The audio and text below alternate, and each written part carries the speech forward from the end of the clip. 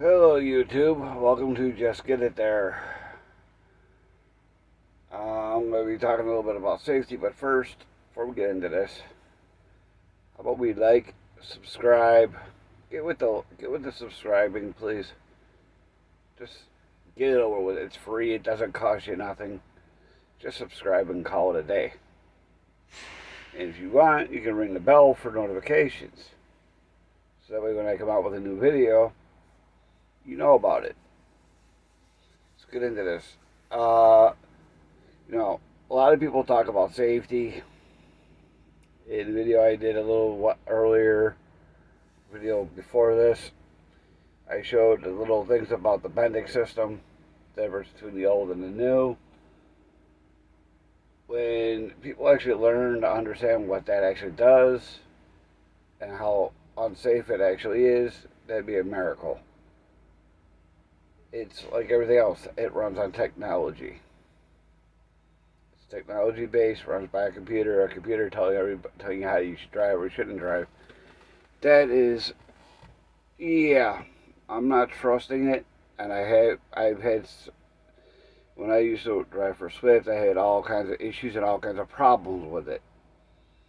I had a truck with it, problem after problem after problem. I was doing YouTube when I worked for Swift, and I didn't show any of it. I don't have anything to show it, but there's times where they had to order parts for it at the Kenworth dealership, and it had to come via wherever they ordered it from, probably China, or it could have been from the United States, who knows, but I highly doubt it was from the United States. These systems, you gotta wonder how much these politicians are getting paid for this system that is basically a junky system. It has all kinds of faults, different weather. This ain't like it's not like what's on a car. I have yet to have it.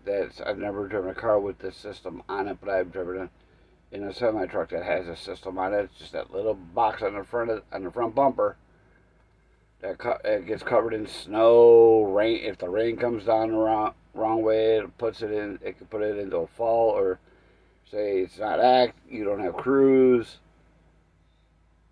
I don't use cruise control, period, because I don't like it. Now, I've had that system hit the brakes on me while driving. And talk about scary. Yeah. That's not safe to me. A fully functional driver that pays attention to the road is by far better than that computer system. You can't prove me otherwise. And like I said, a full functioning person behind the wheel, not somebody that's occupied by playing with their phone. They're paying attention, they're scanning, they're looking at the road. They're paying attention to traffic because they're looking far ahead. Not paying attention to a phone that's could be right beside them like mine are. But I don't use my phone. I don't watch any videos. I may talk on it from time to time. I don't watch anything unless I'm parked. I'm not stupid enough to put that on. And if I got a radio. Occasionally I listen to the radio, but not often. For the most part, I'm pretty much paying attention down the road. I do have, like I said, I do have the radio on from time to time, talk on the phone here and there, but I do it legally with a Bluetooth. Not an earbud, not the earbuds that have it in actual Bluetooth. As I've used in previous videos while talking, I use that because I'm so used to it. But for the most part, I don't consider that system safe by any means. Delayed departure, it's nice, but at the same token, it's alright. And we have in our trucks, we have the object in your lane, whatever they call that. I don't even know. It's a useless tool because it only covers part of the side of the tractor. It don't cover the trailer, so that's useless. Whoever thought that was a brilliant idea, yeah. Oh, it's Bendix, never mind. It's a useless tool. Lane departure can come in handy. Now, with the adaptive cruise, it does help people like me as a company driver. The only good point to it is it tells me the vehicle in front of me what their speed is as long as it's on. So, with that being said, I have to check it every night, every morning before I drive, make sure it's on.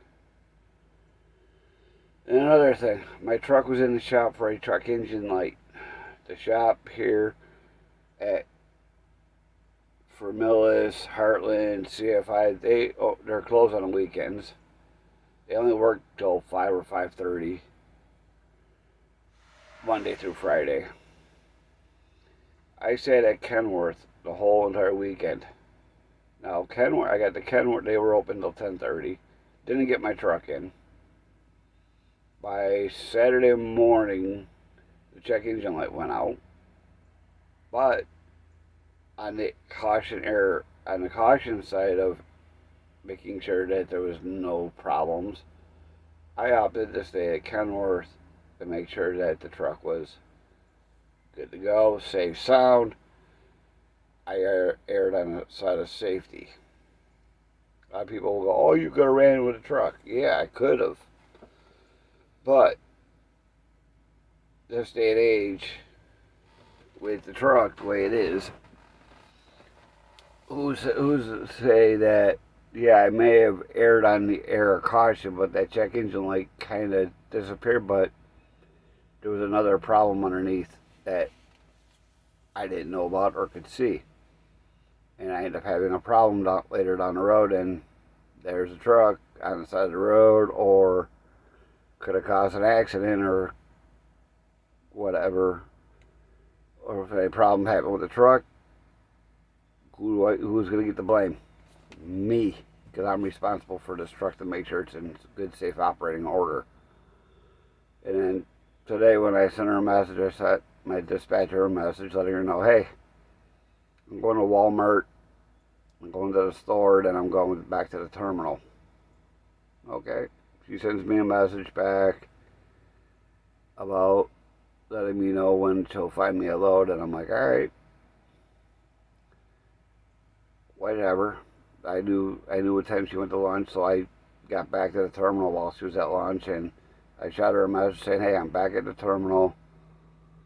I decided while she's at lunch, I figured I'd try to get a quick load of laundry and try to make that quick. Yeah, that ain't gonna happen.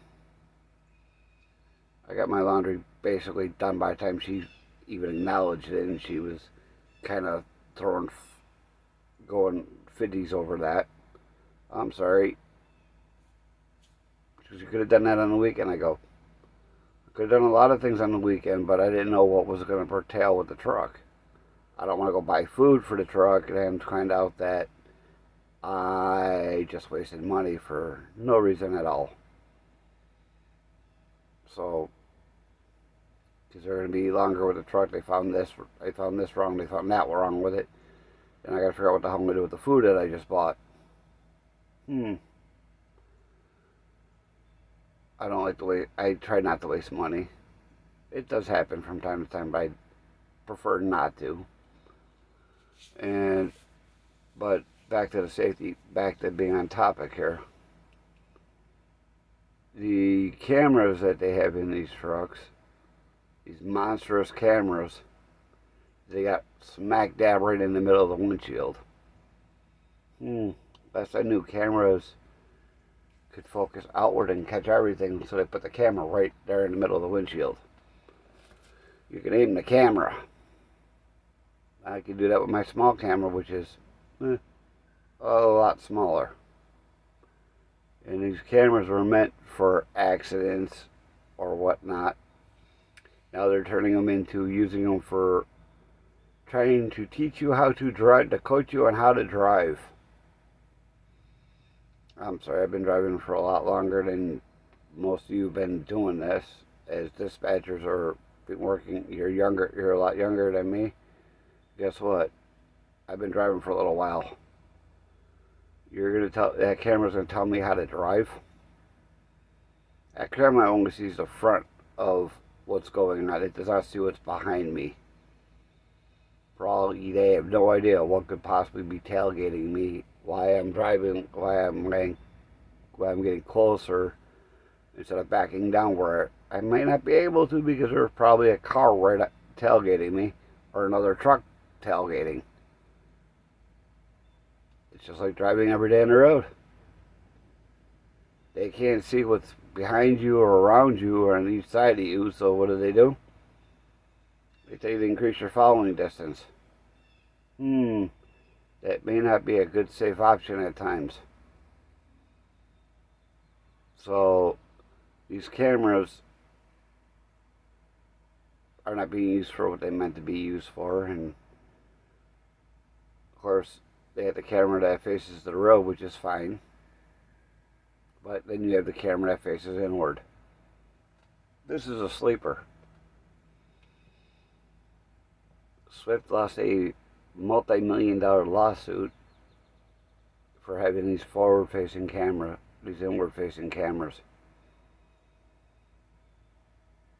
No offense, but you're telling us this is controlled by a third party? I don't trust third-party people. Ever. We could have it, because I had a little minor scrape with another truck. They're like, we gotta keep that camera on, keep that camera so it, now I'm gonna start covering it up, if you don't like it tough. You can't have that camera facing inward. You want to know what's facing. My camera that I have may not be inward facing, but it catches the audio that happens inside my truck. And 90% of the time, law enforcement will take my camera over years. Why? Because my camera does 3-minute intervals. It will record the beginning, what led up to the crash, all the way to the end when they showed up, in 3-minute intervals, so that way they can see it. They can see whether I was following too close, everything. And not to mention, it gives out the coordinates and the speed. So yeah, and then this thing about dispatchers, where if you get up at 4, 5, 6 o'clock, 7 o'clock in the morning, you get ready for dispatch, and then they get to you about 2:30, 3 o'clock in the afternoon. Not a good thing. I'm sorry, 2:30, 3 o'clock in the afternoon, depending on where I'm at. Excuse me, I'm not going anywhere.